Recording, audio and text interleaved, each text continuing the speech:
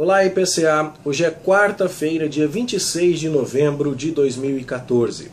Nós estamos juntos há 822 dias lendo a Bíblia e hoje leremos os Salmos 100 e 104. São dois salmos de louvor a Deus e ambos convocam, as pessoas a louvarem ao Senhor. No Salmo 100, nós temos o encerramento de uma pequena série de salmos que começa lá no Salmo 93, que são aqueles salmos que celebram o reino de Deus, Deus como rei. Por isso o verso 1 do Salmo 93 diz: reina o Senhor. O Salmo 94 não está incluído nesse grupo, mas o verso 3 do Salmo 95 diz que ele é o grande rei acima de todos os deuses.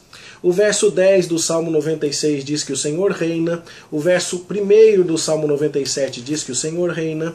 No Salmo 98, verso 6 diz que Deus é rei. E no Salmo 99 diz que Deus reina também. O Salmo 100 meio que encerra este ciclo e, embora não mencione especificamente a figura do rei ou o verbo reinar, ele diz servir ao Senhor, então significando a autoridade de Deus sobre o povo. Apresentar-se diante dele é um dever, dos súditos de um rei.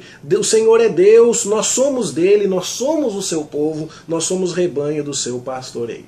Então é uma maneira de encerrar um ciclo de louvor a Deus pelo fato de que Deus governa e aqui especificamente de que Deus pastoreia o seu povo, que portanto deve servi-lo com alegria, pois foi Deus quem fez o povo, é Deus quem pastoreia o seu povo.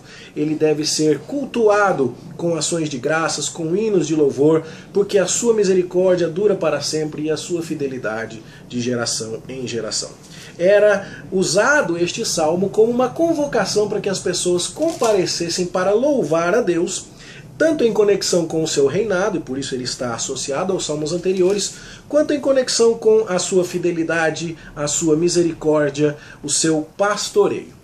Já o Salmo 104, o salmista está falando mais consigo mesmo, ele está dizendo a si mesmo: minha alma, louva ao Senhor. E se no Salmo 100 o motivo para o louvor é a fidelidade, é a misericórdia, é o pastoreio de Deus, aqui o Salmo 104 louva a Deus como o Criador. E em nenhum outro lugar do livro dos Salmos Deus é tão exaltado como Criador como o é neste Salmo. E é muito interessante você notar um paralelo que existe entre os dias da criação de Gênesis 1 e o Salmo de número 104.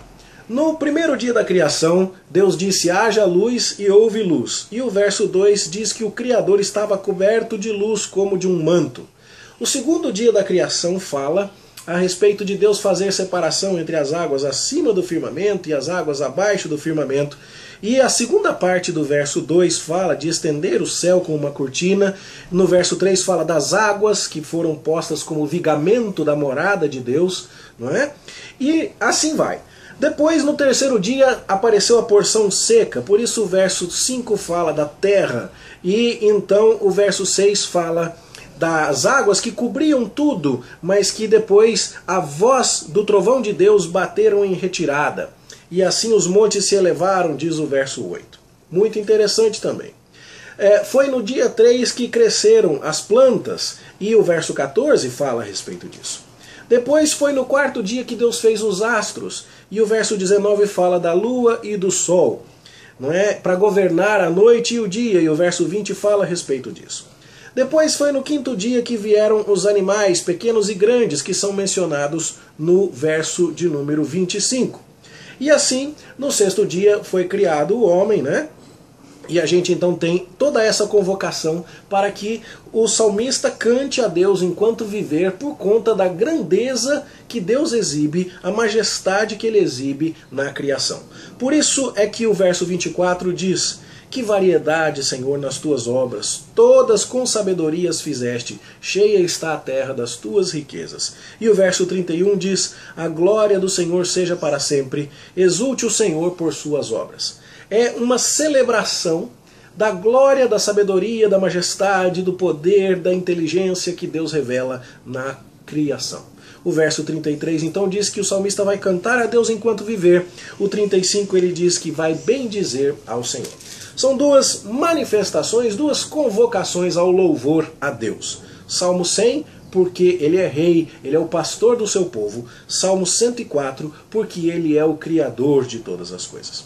Um detalhe interessante a mencionar para você é que, embora esteja claro que os versos de 5 a 9 estão falando a respeito do terceiro dia da criação, muitos têm entendido que os versículos 8 e 9 podem muito bem explicar a questão do dilúvio. Porque a parte final do verso 9 diz: para que não tornem a cobrir a terra. A água não deve tornar a cobrir a terra.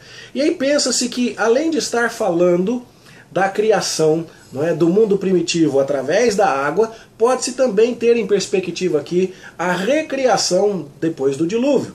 E então isso tem sido usado como fundamento para a teoria das hidroplacas e a hipótese que tem sido levantada de que África e América do Sul formavam um único continente, na medida que esses continentes foram se separando, né? Porque foi ali, naquela costura, que romperam as fontes do grande abismo, foi dali que veio a água subterrânea.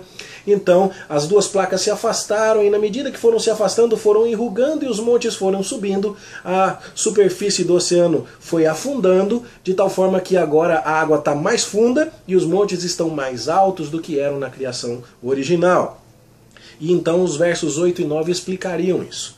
É uma possibilidade que nós temos sustentado e que os versos 8 e 9 do Salmo 104 podem apoiar. Não há prova disso, é bom que seja dito, mas é a teoria que os criacionistas têm defendido e eu creio que seja interessante que você conheça essa possibilidade.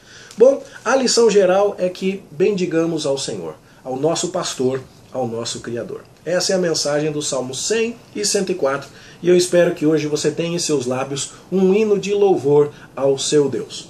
E que, estudando estas coisas e vendo que você pertence, você é ovelha desse Rei maravilhoso que tudo criou com grande sabedoria, glória e inteligência, que você tenha motivos 1000 para louvar ao seu Criador. Bom estudo, boa leitura para você e até amanhã, se Deus quiser.